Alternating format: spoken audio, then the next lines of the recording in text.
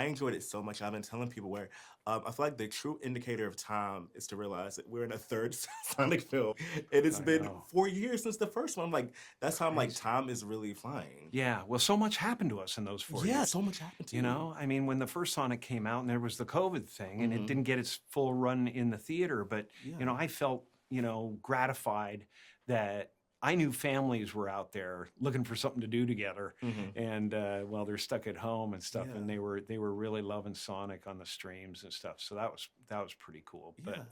But yeah, it's gone pretty quick, and I like where it's going. I really like where the films have gone, and all these fantastic people that are joining up. Yeah, like You know, it's like a part of the who's who parade. list of like actors. It's Like amazing. with always thinking like for the next song, like, who's Idris going to join? Elba, freaking Keanu Reeves. It's unbelievable. The men that every man would love to be.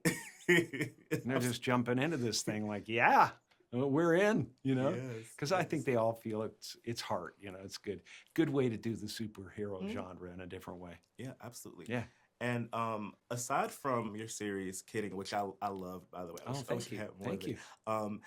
The Sonic films have really been the primary thing you've done in film and TV over the past few years. So what's it like being able to be a part of this franchise, and what keeps you, it seems like it's something you enjoy doing because you keep doing more of them. So Yeah. what about it keeps you You know, every doing it? time every time I'm between films or whatever, I'll think to myself, well, I think that's enough of that, and maybe I'll, you know, and of course I have other considerations, other things going on that might be popping up, Mhm. but you know, every time they come back to me with this thing, I look at the group of guys and you know the group of people that I've been working with, and it's really kind of a cool family, you know, Yeah. and everybody who joins feels the same way. I had a nice talk with Keanu last night, and he just seemed to fit right in. He was just really loving, you know, the vibe Yeah. on the set, a vibe on, you know, of Jeff Fowler, all these really good people.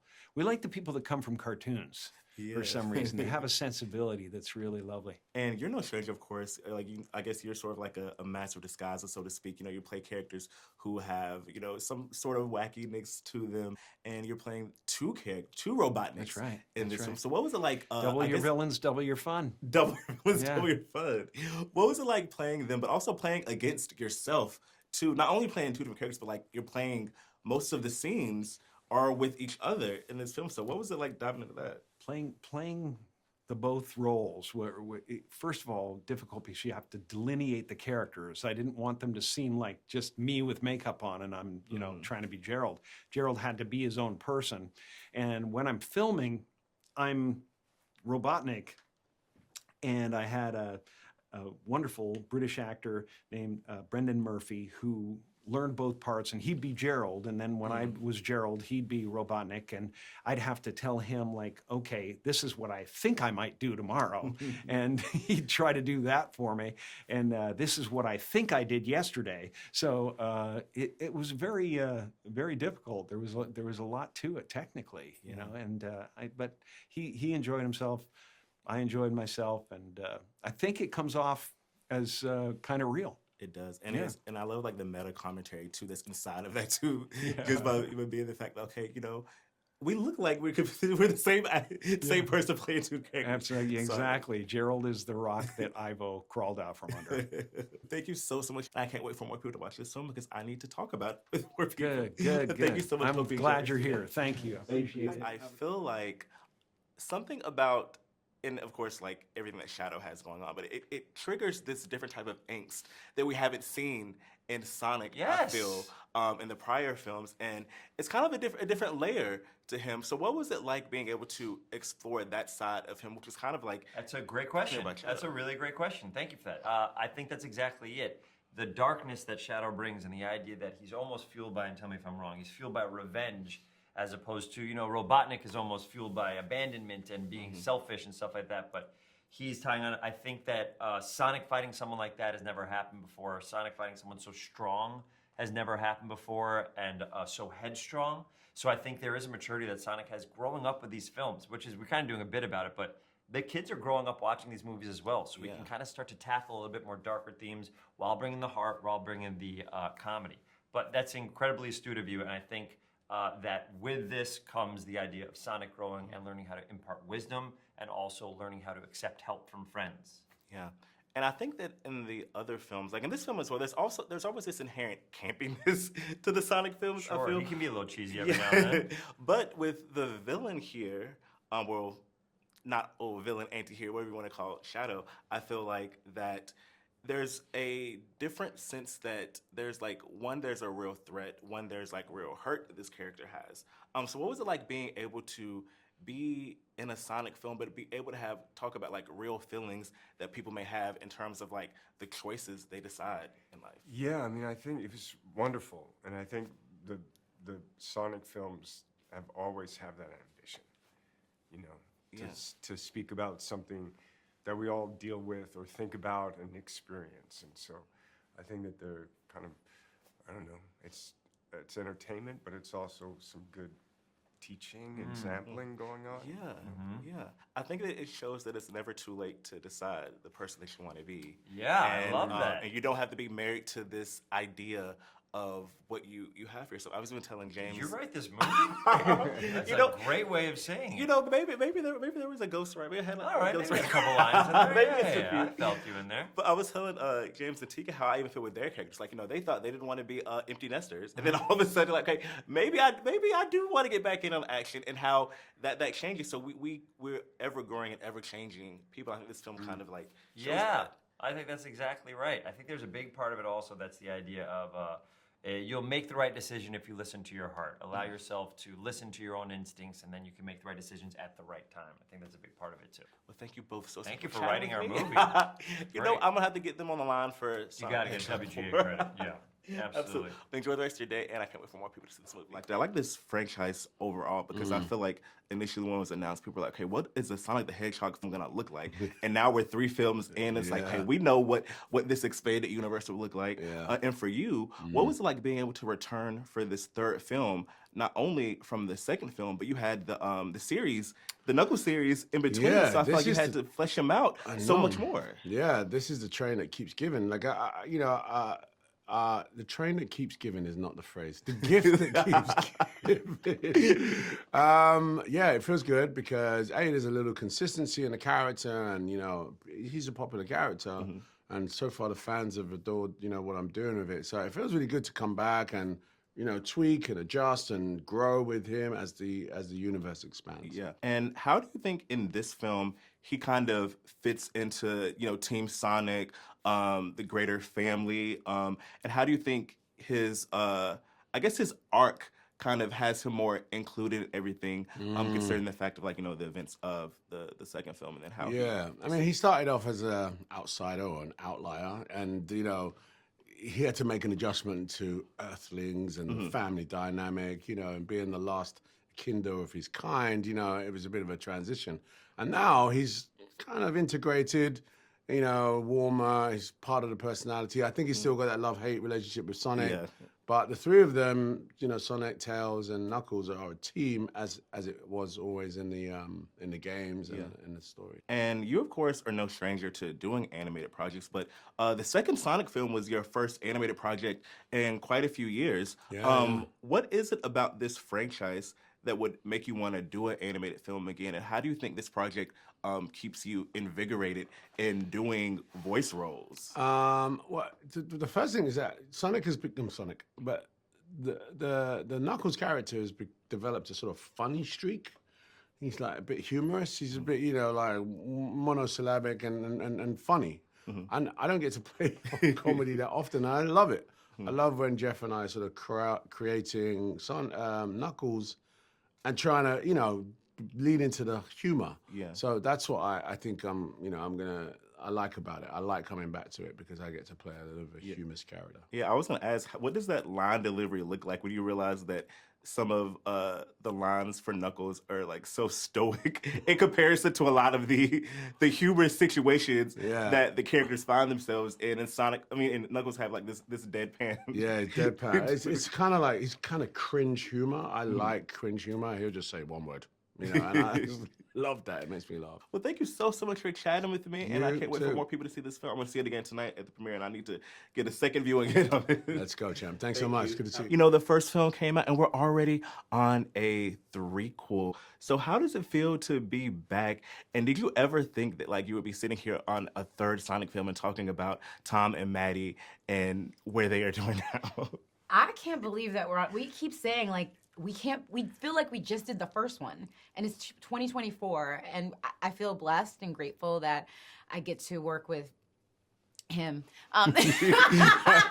She's right. No, and be part of this universe, especially as a kid growing up with Sonic, but also all the amazing. We had the premiere last night, and seeing Keanu and Jim and Ben Schwartz and and Colleen who plays Idris, Tails and everybody, yeah. Idris, like it was so cool, like to be part of this joyful moment and something that is intergenerational. You know, little kids were excited, kids who grew up in the 90s and the 80s and all that, and gamers. So I feel like it's across the board an exciting time, and I'm grateful that I'm a part of it. Yeah, absolutely. Yeah, same. It's kind of rare to do a threequel. And that they're successful. Right. Well, And within it has to 4 be, or else years. you wouldn't want, yeah. Yeah. No, and it just continues to do this. Yeah. It's like we just continue to turn up the volume on them and introduce new characters. And, Yeah. Yeah. You know, travel to Tokyo, London, all these places. Yeah. Yeah. And we see in this film that Tom and Maddie are they like the idea of being empty nesters, so to speak. But as the film goes on, we see that, you know, there still may be, you know, this little hint that they need some action. So what was it like being able to portray these characters in kind of like a sense of like, you know, we want to be more subtle, but like we still want to, you know, we still need to be Team Sonic. Yeah, well, we're always Team Sonic, of course, while he kind of runs around the world and fixing things and stroking his own ego. But yeah, I think we're allowing him to kind of spread his wings a little bit and grow up. We're seeing him. The audience is seeing him. Yeah. The audience is maturing alongside Sonic, which is a cool thing to kind of talk about with this film. It's like I forget that. Like the kids that grew up with the first movie are now kind of growing up with Older. Sonic. Yeah. And yeah, Tom and Maddie are sort of letting him, you know, giving him a little longer leash, I guess. Yeah. And but we're all still Team Sonic, and we do join him for some of the fun. Yeah. I think that Tom and Maddie are kind of missing some of that fun a little bit.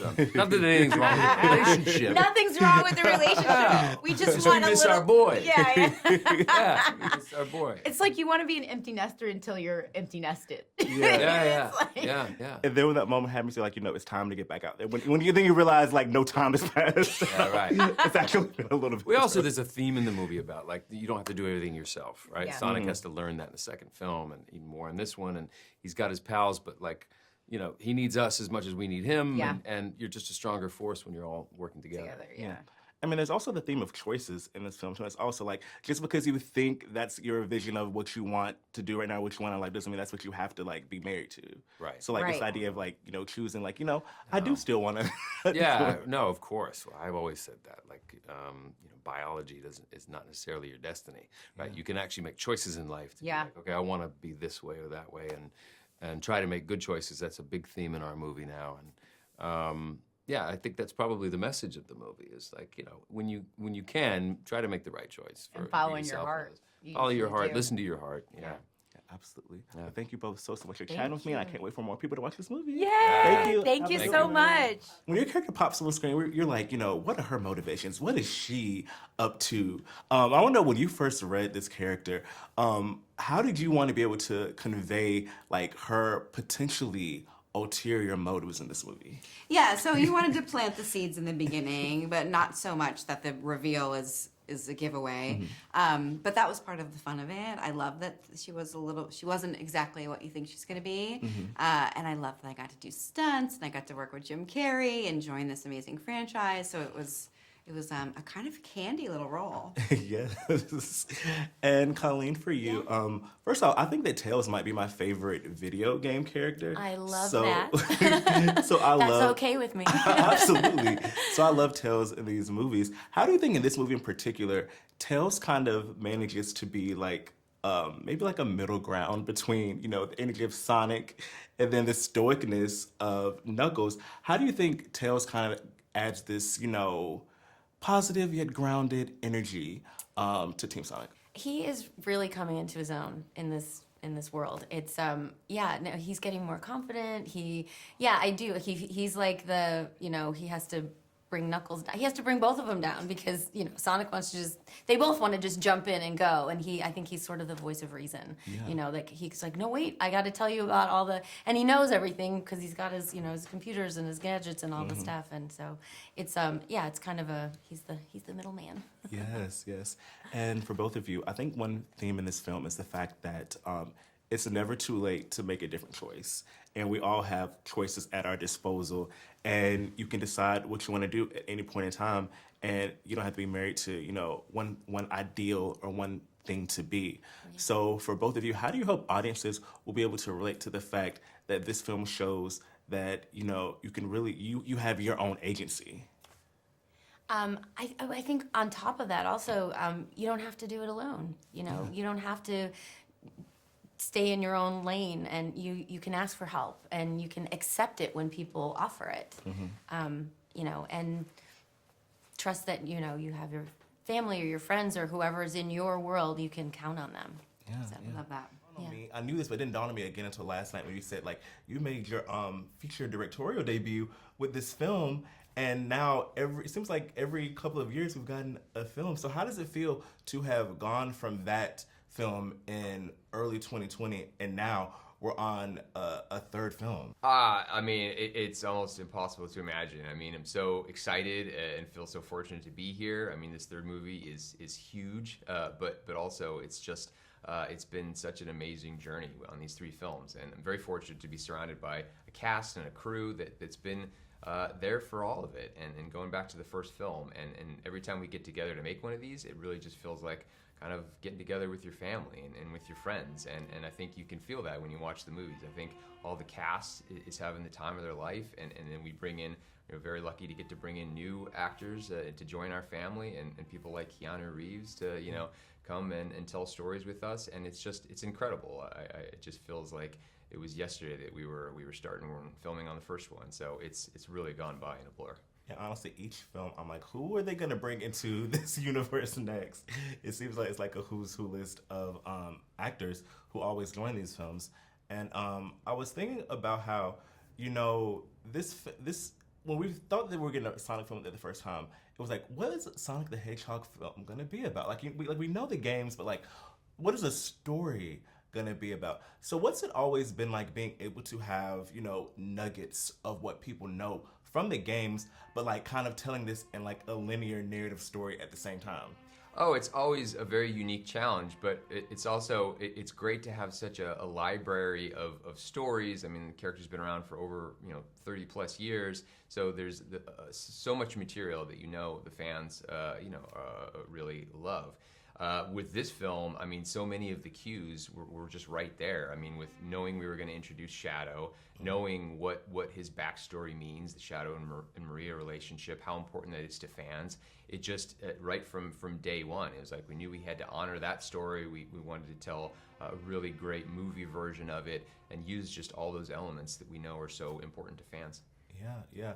And what was it like having Jim Carrey play double duty in this? It was hilarious. Oh my! I mean, that was one of those. And again, going back to what I just mentioned about Shadow's backstory. So Gerald Robotnik, which is Ivo Robotnik's grandfather, is a very key ingredient in that story. And so you look at okay, we've got to have a Gerald Robotnik in this movie, and you look at the games, and it's like, okay, those two characters, Ivo and Gerald Robotnik, They look very similar. They look almost identical, except one's got a white mustache, and the other versus a brown one.